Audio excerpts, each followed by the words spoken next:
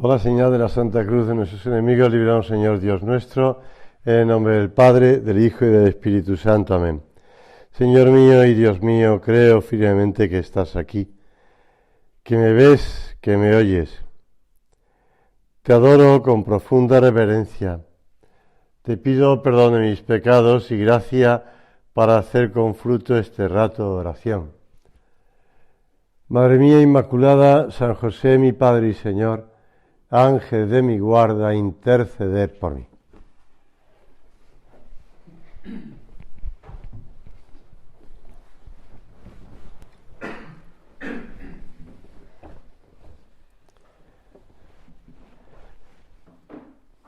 En esta ocasión es el evangelista San Mateo el que relata, y Jesús mandó a los discípulos que subieran a la barca y que se adelantaran a la otra orilla, mientras él despedía a la gente. Y después de despedirla, subió al monte a orar a solas. Cuando se hizo de noche, seguía él solo allí.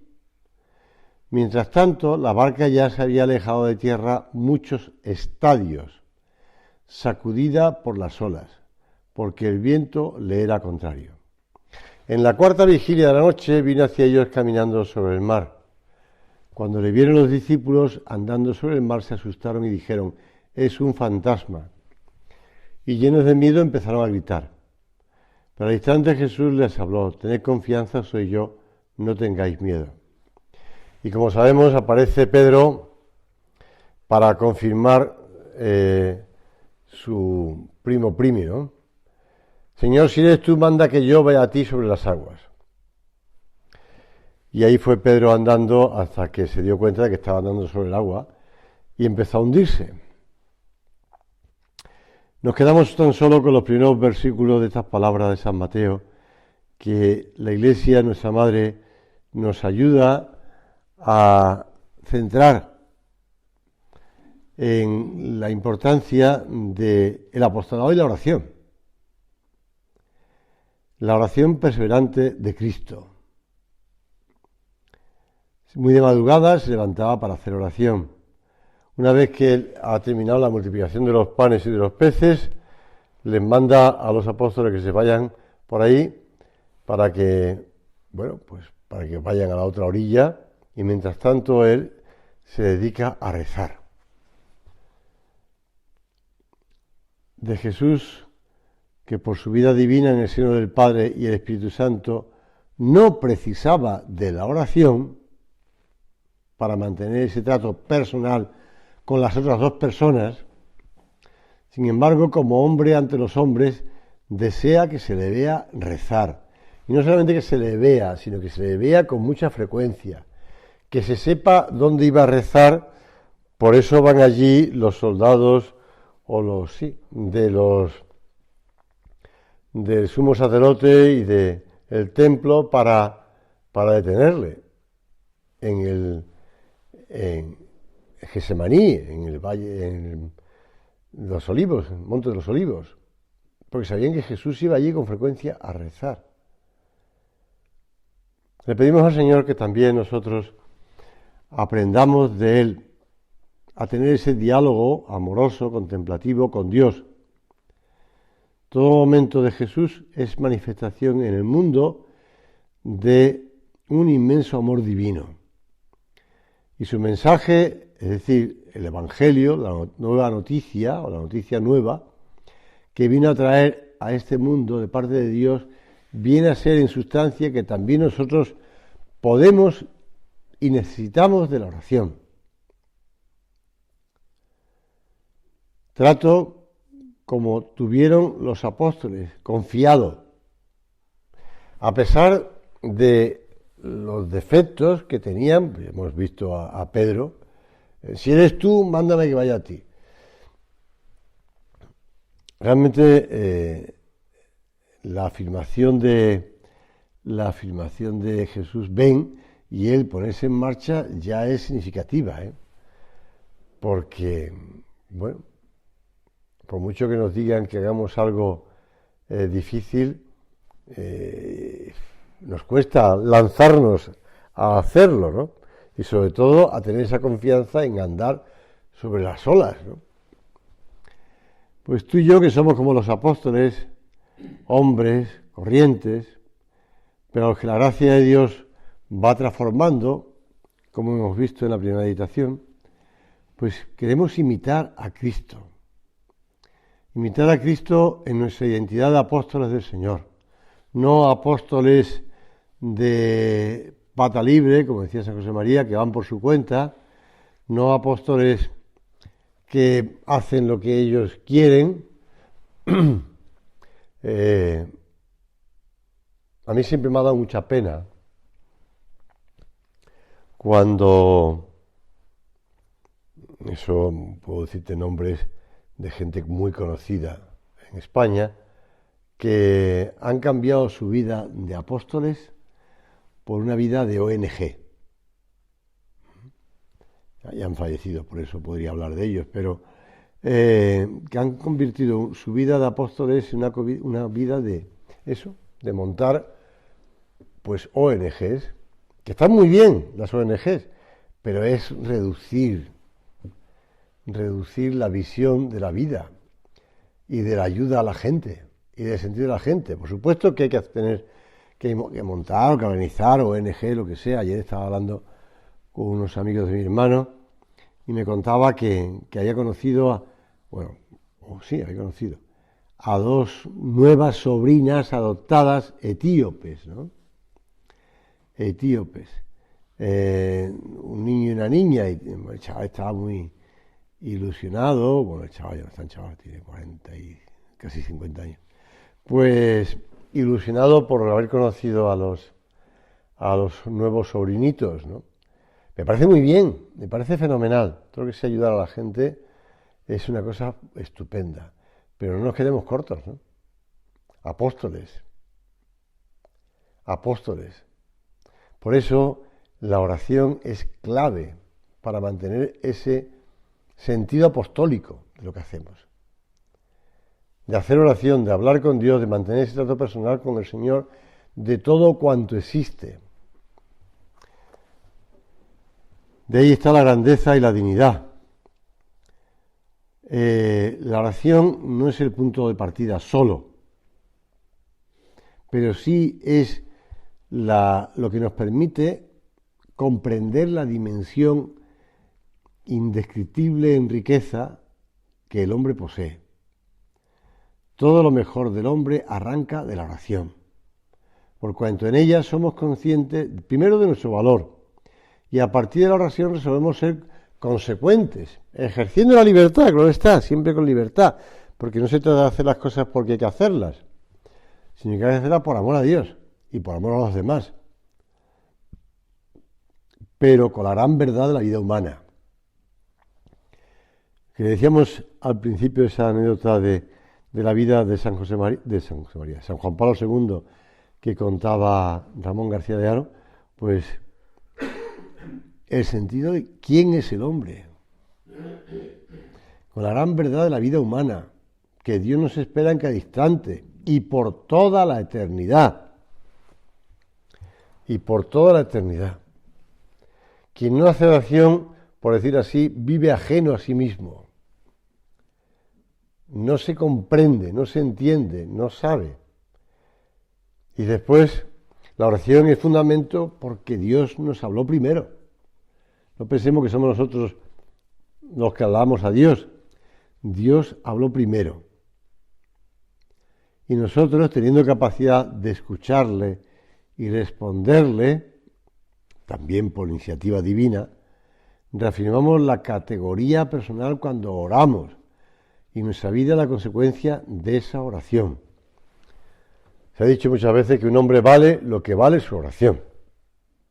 Pues es verdad. Es verdad.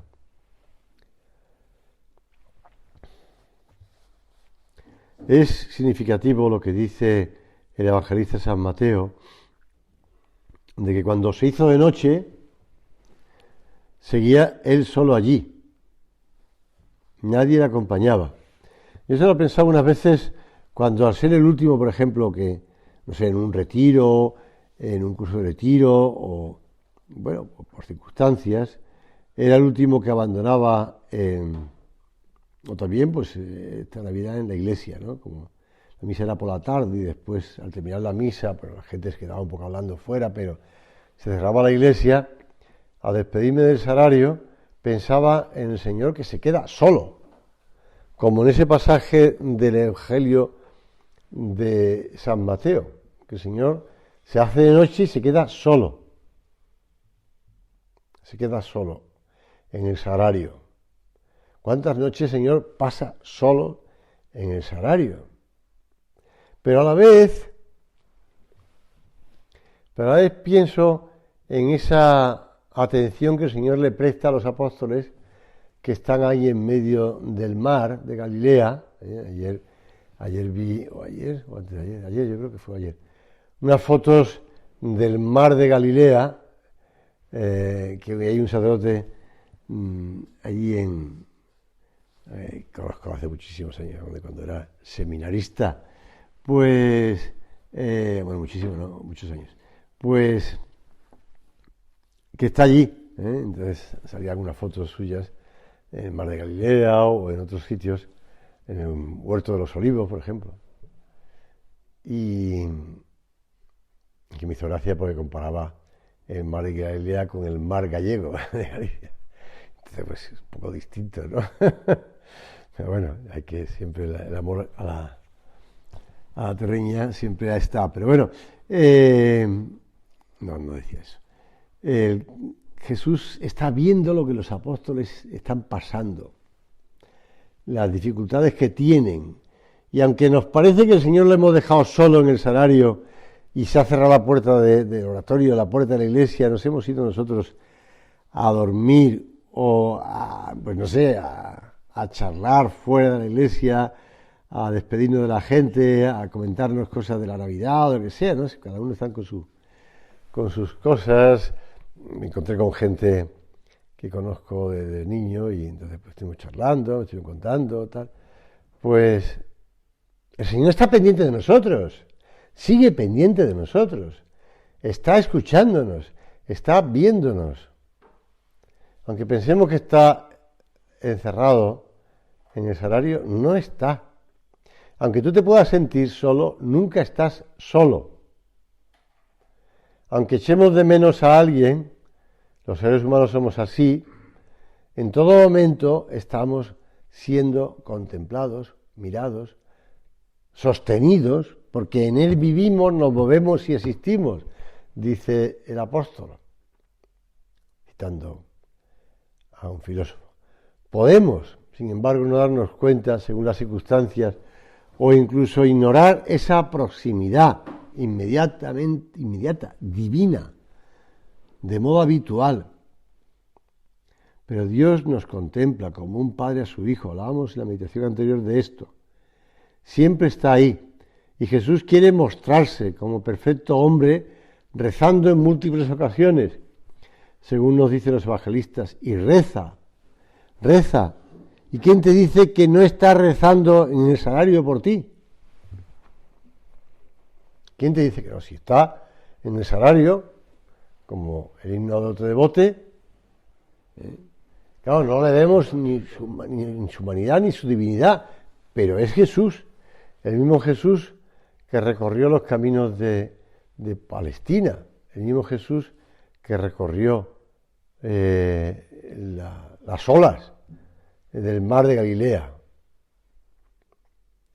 Por eso Él nos enseña a rezar y nos habla de que también está pidiendo por nosotros, que está pendiente de nosotros, ya sea cuando va a hacer algún milagro, ya sea cuando pues eleva a su Padre esas oraciones de agradecimiento, de súplica, de alabanza, de intercesión por los hombres, cuando ofrece su vida con total confianza al Padre.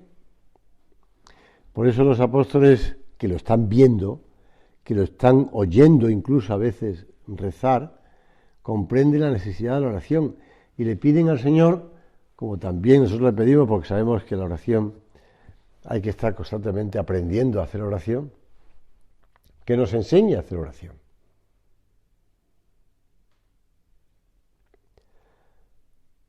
Mucho debemos meditar la oración que el Señor enseñó a sus apóstoles y la Iglesia nos propone de continuo, el Padre Nuestro, tanto en la forma como en el contenido. Ese tono confiado, humilde, filial, es el propio de la oración. Y a lo mejor pues podemos recitar en nuestra oración mental pues el Padre Nuestro, intentando calar más y más en el sentido de sus palabras. Hay santos que han comentado el Padre Nuestro, por ejemplo, San Agustín, por ejemplo, Santo Tomás, tratando de sentirnos destinatarios directos de la enseñanza de Jesús a sus discípulos, cuando le preguntaron cómo orar. También nosotros le hemos pedido al Señor que nos enseñe a orar y el Señor nos ha enseñado el Padre Nuestro.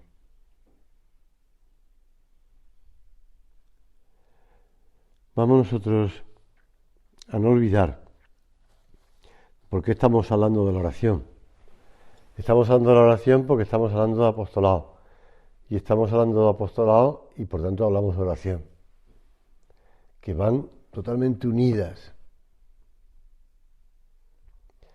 Seguir a Cristo, decía San José María, este es el secreto. Acompañarle tan de cerca que vivamos con Él, como aquellos primeros 12, tan de cerca que con Él nos identifiquemos. No tardaremos en afirmar, cuando no hayamos puesto obstáculos a la gracia, que nos hemos revestido de nuestro Señor Jesucristo. Apóstoles que fundamentan su apostolado en la oración. Personas que rezan porque hacen apostolado, porque son apóstoles. El remedio de los remedios, subrayaba nuestro Padre, es la oración, la piedad. Si somos piadosos, sentiremos la urgencia del apostolado, esa santa impaciencia por llegar a más, por llegar a los mejores, por los que tienen más capacidad de influir en otras personas. No de contentarnos con lo fácil, sino de llegar a todos. Porque como decía San José María, de 100 almas nos interesan 100. Y la piedad nos conduce de la mano pues también al estudio, si hablamos antes de teología. El estudio porque hemos de procurar buscar los modos y maneras de hablar del reino de Dios.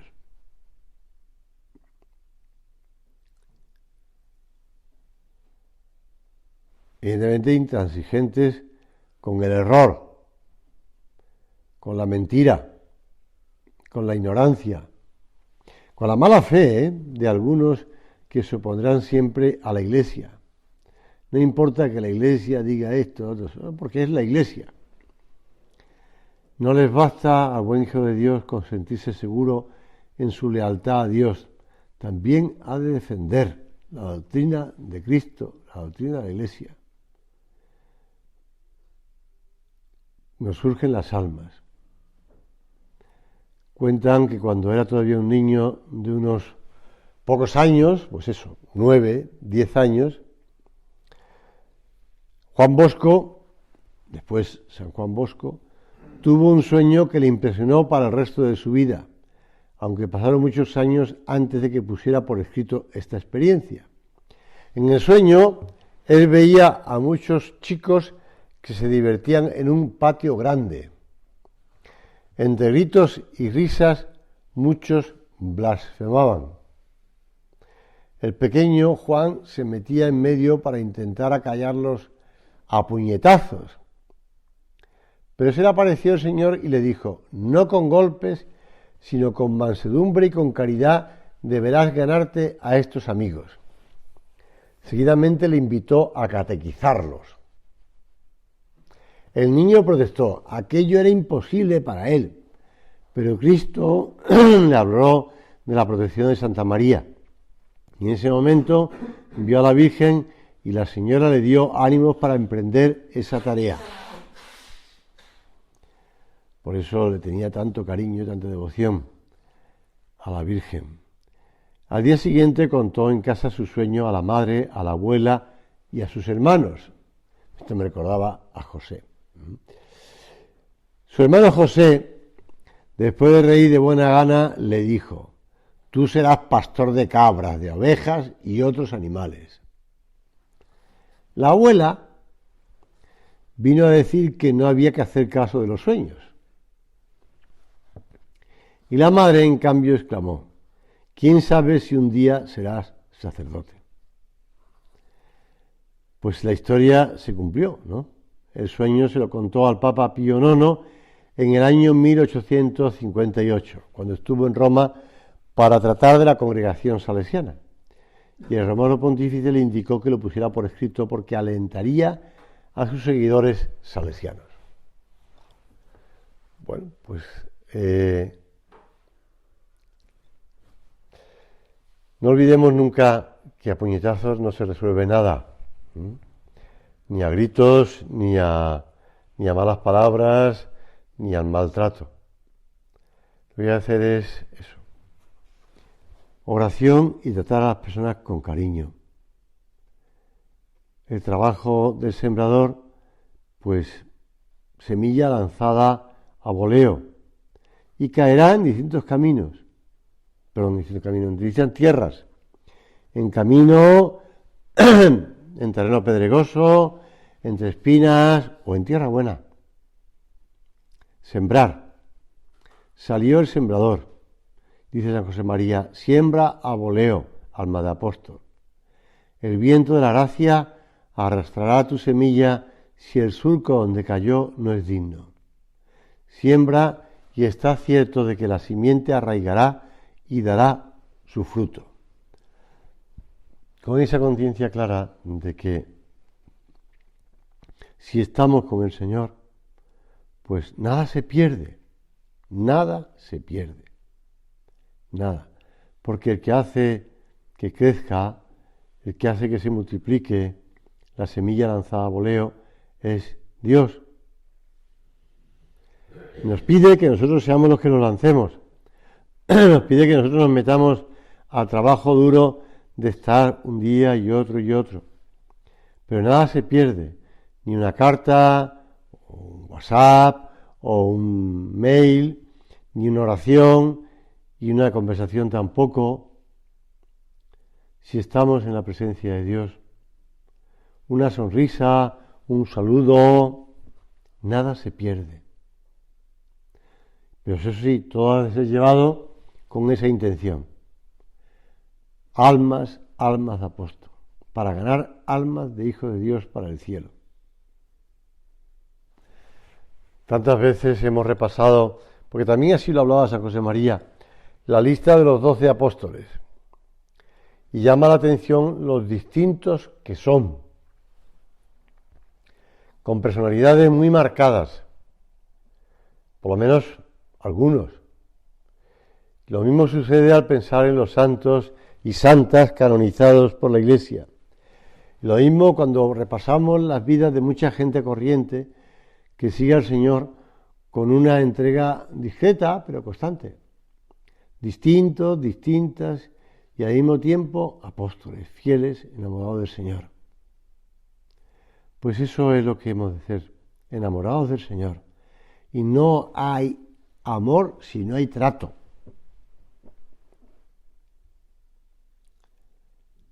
Cuando el Señor piensa en cada uno, decía San José María, en lo que desearía regalarle, piensa en él como su amigo personal. Y si tiene planeado regalarte una gracia, será seguramente algo que te alegrará en lo más íntimo y te entusiasmará más que ninguna otra cosa en este mundo. No por lo que te vaya a dar sea algo extraordinario, sino porque será justo a tu medida y a la medida de tu vida entera. Por eso no te olvides de pensar en el Señor, que el Señor es el que está contigo, el que te está ayudando, el que está pendiente de ti. Vamos nosotros a decirle al Señor: en la oración. Jesús, ayúdame a ver almas detrás de cada una de las personas que trato. No como una imposición voluntarista de un ideal de perfección, sino más bien como fruto de la oración. Como fruto de la oración. Cuentan de San José de Cotolengo. Es distinto, digamos, de la anterior anécdota. Recién ordenado sacerdote, Juan Bosco se encontró con San José de Cotolengo, que ya hacía años que se dedicaba a la tarea caritativa que le ha hecho tan famoso. Las casas, los centros, el Cotolengo, ¿no? Cotolengo le miró fijamente y le dijo: tienes cara de bueno, ven a la Piccola Casa. La Piccola Casa era el gran hospital que había levantado, Piccola Casa de la Divina Providencia. Que no te faltará trabajo, le decía a Juan Bosco. Y efectivamente aquel fue uno de sus campos apostolados en ese momento de su vida. Pero ahora es más interesante reseñar algo que le pronosticó, medio en serio, medio en broma, San José de Cotolengo. Le dijo: te rodearán millares de niños. Uno tirará de la derecha, otro de la izquierda, y tu pobre sotana será trizas muy pronto. Por eso le recomendó que se hiciera la sotana de una tela muy fuerte. Te cuento esto porque cada uno es cada uno, con sus cadaunadas y con sus circunstancias. Por eso vamos a pedirle al Señor de verdad que seamos apóstoles de oración, que fundamentemos nuestra vida en la oración, que nos apoyemos en la oración, que trabajemos la oración, que no nos olvidemos de que lo importante es hablar con el Señor. Al poco de su elección como prelado, preguntaron a don Javier Echevarría si había tenido una vida propia. ¿Usted ha podido ser usted? Su respuesta conmueve. Son las palabras de alguien que mira atrás sobre la propia vida y ve lo que Dios ha hecho en ella. Dice: sí que he tenido mi propia vida. Yo nunca hubiera soñado realizar mi vida de un modo tan ambicioso, viviendo a mi aire. Yo hubiese tenido unos horizontes muchísimo más estrechos, unos vuelos más cortos. Yo, como hombre de mi tiempo, como cristiano y como sacerdote, soy una persona ambiciosamente realizada. Y tengo el corazón mundializado gracias a haber vivido con dos hombres de espíritu grandioso, cristianamente grandioso. Se refería, como sabes, a San José María y al beato Álvaro del Portillo. Nuestras vidas, si miramos para atrás, bueno, ahora que alguno cumple años, pues puede mirar para atrás, no desde muy arriba, pero sí desde arriba, ¿no? Y puede pensar eso: Señor, si tú no te hubieras cruzado en mi camino, si tú no me hubieras llamado como y complicado la vida, como a Simón Pedro, como a Mateo, como a Leví, como a Juan, apóstol y evangelista, como a Natanael, Bartolomé, como a Felipe, como... Te vas viendo la vida de los apóstoles, por dónde fueron, a dónde fueron después de que el Señor les enviara por todo el mundo. Pues hombre, muy distinto, ¿no? De ser un pescador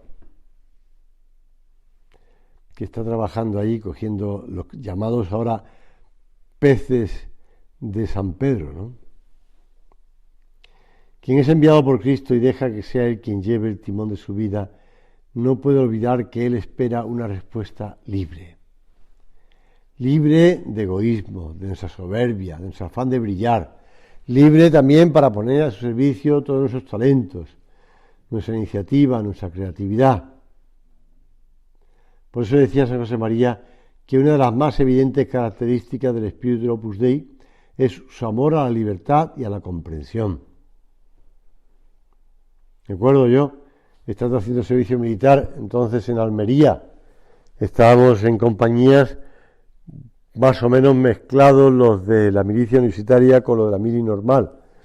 Y en la litera, pues debajo, en la litera dormía un chico de Madrid, que yo no lo conocía de nada, porque la mili normal trabajaba en la oficina de un banco, y recuerdo que me decía que él no creía en nada, además era de un sindicato y de un partido político significativo, pues, pero bueno, más o menos me veía leer, más o menos me veía rezar, más o menos me preguntó tal, Opus Dei y tal, qué es, y le dejé Conversaciones, y se lo leyó, y me dijo, pues mira, ¿sabes qué me ha sorprendido de este libro?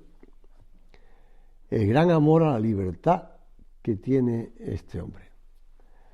Pues sí, el gran amor a la libertad. Libertad de espíritu que no consiste en actuar conforme a los propios caprichos y en resistencia a cualquier norma, como si todo lo que no viene de nosotros fuera una imposición que nos liberara. Al contrario, libertad de amar. Vamos a terminar la oración pidiéndole a la Virgen Santísima. Ella es nuestra madre y ella nos enseña a guardar todas las cosas que oímos del Señor en su corazón y a hacer oración. Le pedimos a la Virgen que nos siga ayudando a hacer oración y a fundamentar pues esa preocupación por los demás y ese deseo de acercarnos a los demás en la oración.